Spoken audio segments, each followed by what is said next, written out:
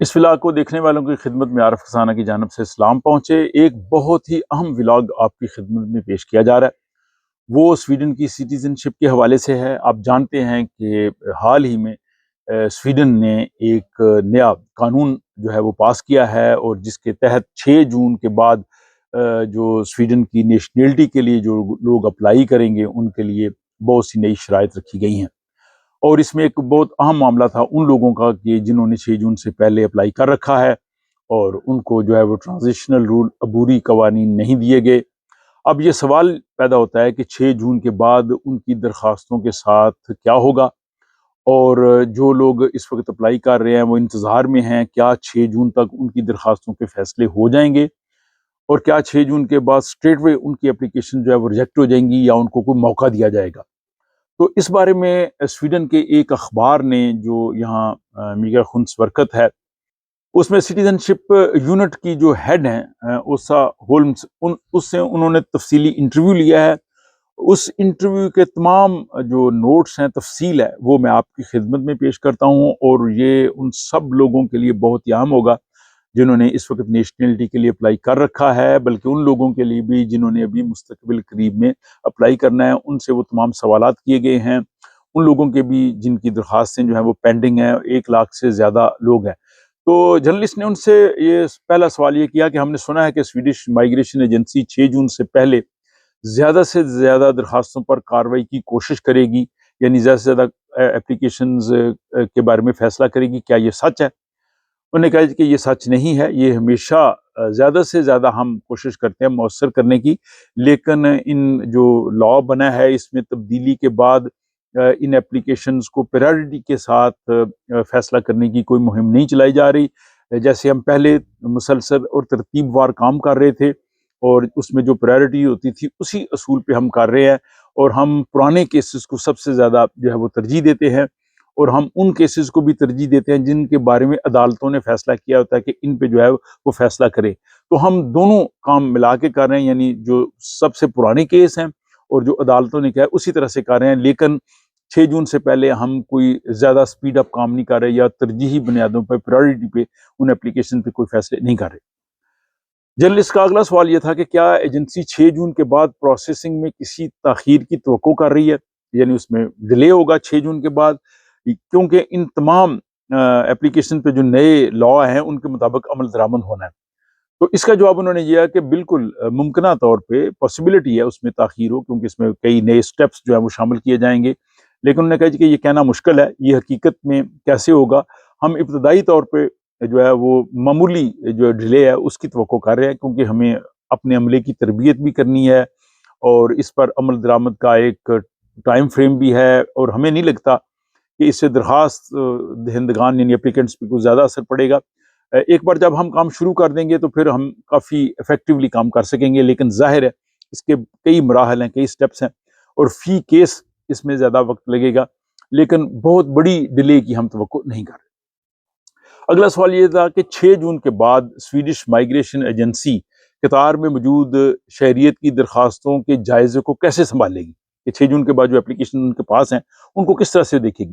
تو انہوں نے کہا جی کہ جو لوگ ابھی اس وقت کھڑے ہیں انتظار میں، تمام درخواستوں کا جائزہ نئے قانون کے مطابق لیا جائے گا، یعنی جو بھی اپلیکیشن 6 جون کے بعد آئے گی نئے لاء کے تحت دیکھیں گے، اور وہ درخواستیں جو تبدیلیوں سے پہلے بھی جمع کرائی گئی تھی۔ تو پارلیمنٹ کے فیصلے کے مطابق کوئی یعنی عبوری انتظام نہیں ہے، یعنی ان کو کوئی عبوری ریلیف نہیں ہے، تو سب پہ وہ نیا قانون نافذ ہونا ہے۔ اگر کسی درخواست پر 6 جون تک فیصلہ نہ ہوا تو کیس آفیسر جو ہے وہ اس کا جائزہ لے گا اس درخواست کا، اور جو اپلیکنٹ ہے فیصلے سے پہلے اس کو موقع دیا جائے گا کہ وہ اضافی اس کی جو ڈاکومنٹس ہیں، وہ دستاویزات ہیں، وہ جمع کرا دے۔ میرے خیال میں اضافی ڈاکومنٹس یہ ہو سکتے ہیں کہ مثلاً سویڈش لینگویج کا اگر اس کے پاس سرٹیفکیٹ ہے، اس نے یہاں ایس ایف ای کیا ہوا ہے یا جو بھی ریکوائرمنٹ ہوگی، اگر اس نے یہاں سے کالج وغیرہ جمنازیم وغیرہ کیا تو ظاہر ہے سویڈش جو شہریت ہے اس کے بارے میں بھی وہ اس پہ کور ہو جائے گا، یا آمدنی اگر اس کی ہے تو وہ اس کو بتا دے گا جی میرے پاس کام ہے۔ تو جن لوگوں کے پاس یہ چیزیں ہوں گی،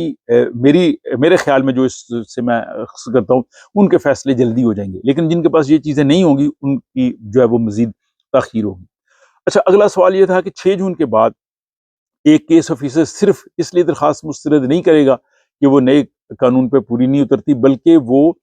اپلیکینٹ سے رابطہ کرے گا، اور رابطہ کرنے کے بعد یہ دیکھے گا کہ کیا وہ نئے قانون کے مطابق اضافی مواد فراہم کر سکتا ہے یا نہیں، کیا یہ درست ہے۔ تو انہوں نے کہا جی ہاں یہ درست ہے، لہٰذا ہم درخواست دہندگان سے پہلے رابطہ کرنے سے پہلے اس کی اپلیکیشن ریجیکٹ نہیں کریں گے، پہلے اس سے بتائیں گے، اور پھر یہ دیکھا جائے گا کہ کیا اس کے پاس اضافی معلومات ہیں جو اس معیار کے مطابق ہیں۔ جیسے میں نے کہا کہ اگر وہ ریکوائرمنٹ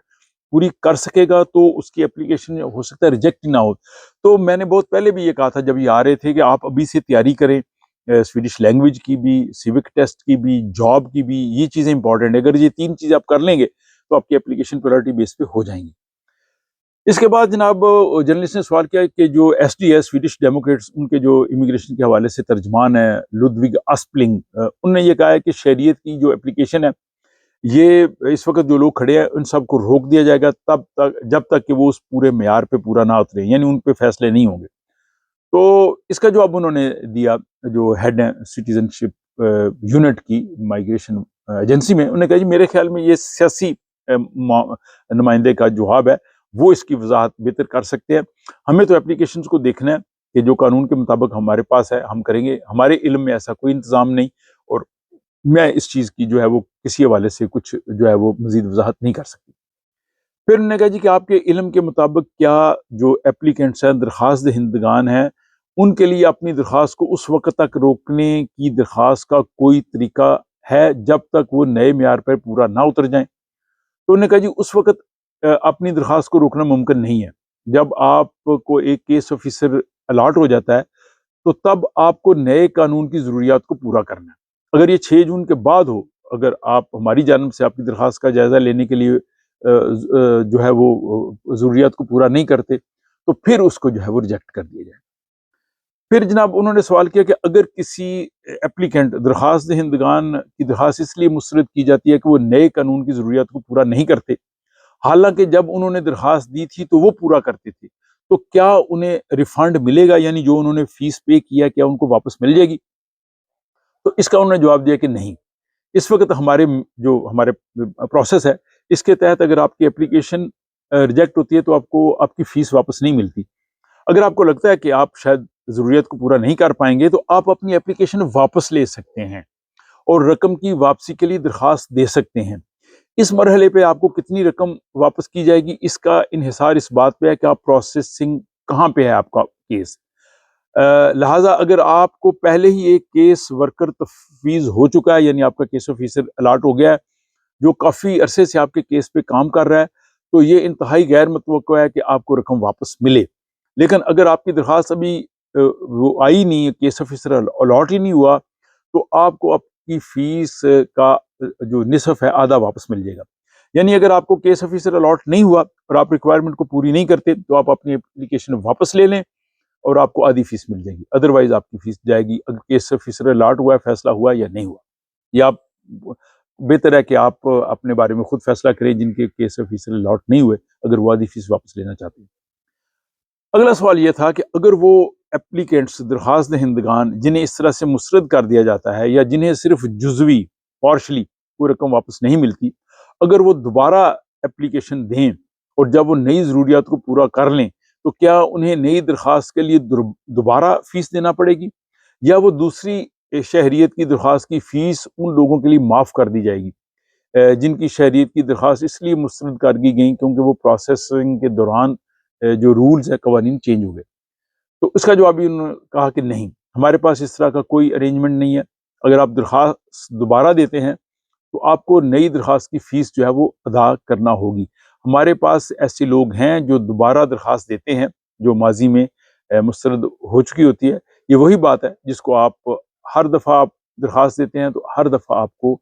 جو ہے وہ فیس دینا ہوتی ہے۔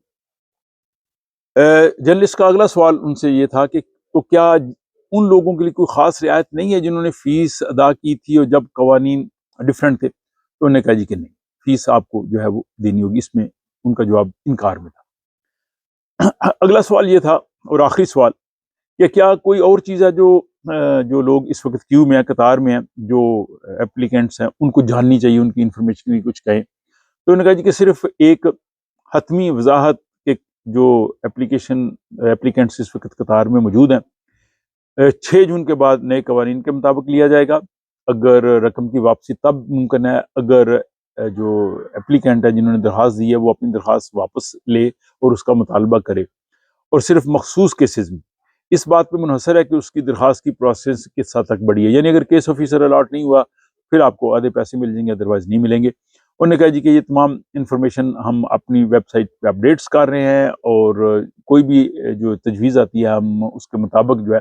وہ پھر ہم جا کے دیکھتے ہیں کہ کس طرح سے اس کو کرنا ہے۔ تو یہ جناب بہت ہی امپورٹنٹ انٹرویو تھا جو ایک سویڈش جرنلسٹ ہیں انہوں نے جو مائگریشن ایجنسی میرا خندورکت کی جو سٹیزن شپ نیشنلٹی کی جو یونٹ ہے اس کی ہیڈ ہے ان سے کیا۔ مجھے امید ہے کہ یہ معلومات، یہ انٹرویو بہت سے لوگوں کے لیے جو ہے وہ معلوماتی ہوگا اور انہیں فیصلہ کرنے میں آسانی ہوگی کہ انہیں اب کیا کرنا ہے۔ اور جیسے میں نے کہا کہ اگر آپ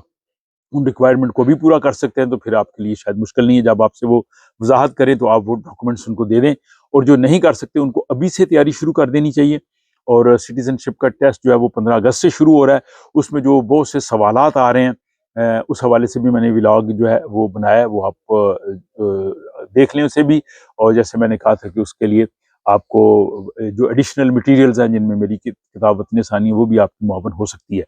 اس ولاگ کے حوالے سے اپنی رائے کا اظہار ضرور کیجیے، اگر آپ کو یہ معلوماتی لگتا ہے بہتر ہے ان لوگوں کے لیے جن کو یہ معلومات چاہیے تو ان تک ضرور پہنچائیے۔ اپنا خیال رکھیے گا، ملاقات ہوتی ہے آپ سے اگلے ولاگ۔